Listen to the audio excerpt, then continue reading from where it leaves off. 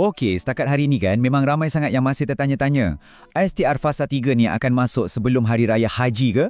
Dekat media sosial sekarang ni memang penuh dengan macam-macam info. Ada yang kata masuk awal, ada yang suruh tunggu minggu depan, siap ada yang yakin cakap dah confirm masuk. Jadi, selamat datang ke sesi penerangan sekeluarga media. Hari ni kita nak sembang santai, rungkai isu ni dengan tenang dan jelas supaya kita semua dapat jawapan yang betul-betul tepat. Jadi, mari kita tengok betul-betul isu ni. Kalau anda perasan, dekat mana-mana je sekarang, inilah soalan yang paling famous, betul tak? Kita faham sangat situasi ni. Ramai yang hari-hari buka apps bank dekat telefon atau rajin beratur dekat ATM sebab mengharapkan ada berita gembira sebelum nak sambut raya. Benda ni sangat difahami sebab ramai yang tengah mengharap. Warga emas, mak ayah dan mereka yang memang bergantung harap pada bantuan keuangan macam ni untuk teruskan hidup harian. Tapi, cuba kita tengok fakta yang sebenar-benarnya. Hakikatnya, sifar pengumuman rasmi. Ya, betul. Setakat hari ini, memang tak ada langsung satu kenyataan rasmi pun dari pihak kerajaan atau LHDN yang cakap STR Fasa 3 ni akan diawalkan sebelum Ailadha. Memanglah kalau kita scroll Facebook atau TikTok, banyak je dakwan tular yang kata confirm masuk. Tapi sebenarnya tak ada bukti yang kukuh pun. Macam yang kami selalu pegang, kalau belum rasmi, maksudnya ia tetap belum rasmi. Habis tu, bila sebenarnya bantuan ni nak masuk? Okey, macam ni. Berdasarkan semakan semasa kita dan jadual asal yang ada, pembayaran STR Fasa 3 untuk tahun 2026 ni sebenarnya dijangka akan disalurkan sekitar bulan Ogos. Ya, bulan Ogos adalah bulan sasaran yang sebenar, bukannya minggu depan dan confirm bukan sebelum Hari Raya Haji. Ini adalah maklumat paling tepat dan rasmi yang sedang dirujuk sekarang ni. Sekarang, mesti anda terfikir kan, kalau bulan Ogos baru nak masuk, kenapa ramai sangat orang yang terlalu yakin bantuan ni akan masuk awal sebelum raya? Macam mana kekeliruan besar macam ni boleh tersebar luas sangat dekat media sosial? Ini yang menarik. Jom kita bongkar apa sebenarnya punca utama benda ni jadi kelam kabut supaya kita semua lebih faham situasi yang tengah berlaku sekarang. Puncanya macam ni, dalam bulan Mei ni saja, memang tengah banyak sangat bantuan peringkat negeri yang aktif berjalan. Contohnya, kita ada SKAS Fasa 2 dekat Sarawak, Bantuan Kasih Johor atau BKJ Fasa 4, lepas tu ada pula SUKU Fasa 2 dekat Sabah. Jadi bayangkan, bila terlalu banyak poster pasal bantuan-bantuan ni naik serentak dekat timeline media sosial anda, memang automatik akan wujud lambakan info yang bertindih. Pening kan? Inilah yang buatkan ramai orang mula terkeliru. Lagi satu, kita kena betul-betul faham satu perbezaan yang sangat kritikal ni. Betul, permohonan dan rayuan untuk STR Fasa 3 tu mungkin tengah dibuka dan diuruskan sekarang. Tapi kena ingat tau, proses permohonan atau rayuan tu tak bermaksud pembayaran tunai tu sedang dibuat sekarang juga. Ini dua benda yang sangat berbeza. Tapi sayangnya, ramai yang salah faham bila tengok poster-poster info yang dikongsi secara rawak dekat grup-grup WhatsApp.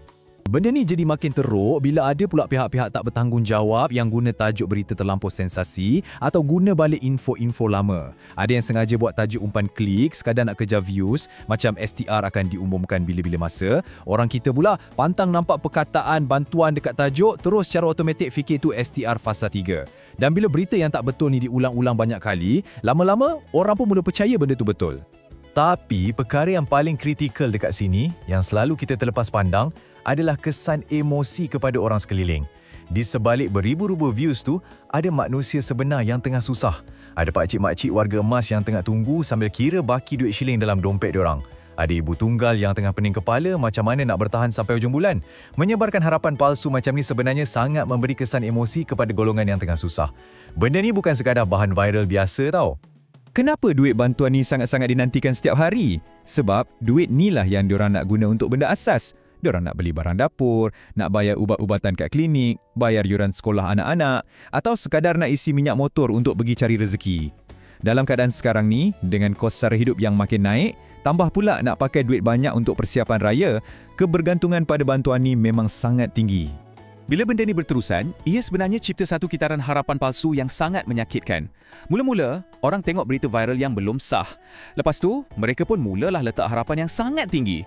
Tapi bila tiba hari yang dijanjikan, duit yang ditunggu-tunggu tu tak masuk-masuk pun. Kesudahannya, mereka jadi sangat kecewa, rasa marah dan tertekan. Ada yang sampai menyalahkan macam-macam pihak, padahal pengumuman rasmi itu tak pernah wujud pun dari awal.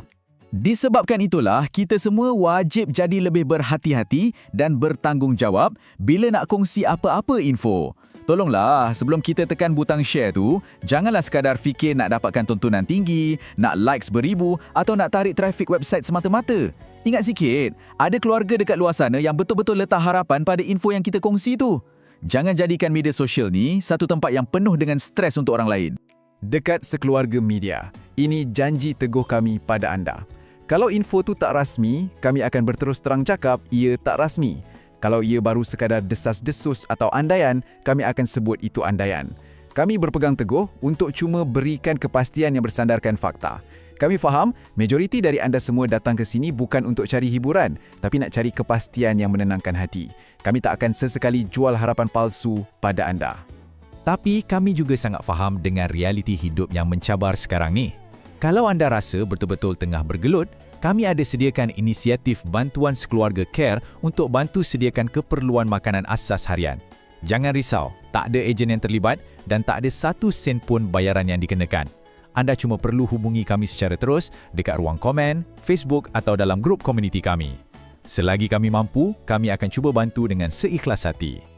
Ingat tahu, walau sesusah mana pun keadaan sekarang, anda tak berseorangan. Jangan pernah rasa segan atau malu untuk bersuara dan kongsi masalah anda dengan komuniti kita.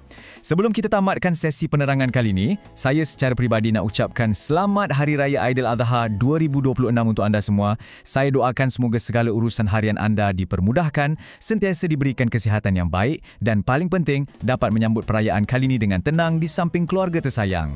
Sebagai penutup, saya nak tinggalkan anda dengan satu persoalan ni untuk kita fikirkan sama-sama. Macam mana kita sebagai satu komuniti yang kuat boleh sama-sama ambil peranan aktif untuk lindungi orang-orang yang susah di sekeliling kita daripada terus tertekan dengan khabar angin keuangan palsu pada masa akan datang. Fikir-fikirkanlah ya peranan kita bersama. Terima kasih banyak-banyak sebab sudi luangkan masa tengok penerangan ni sampai habis. Jaga diri, sentiasa semak sebelum kongsi dan kita jumpa lagi nanti.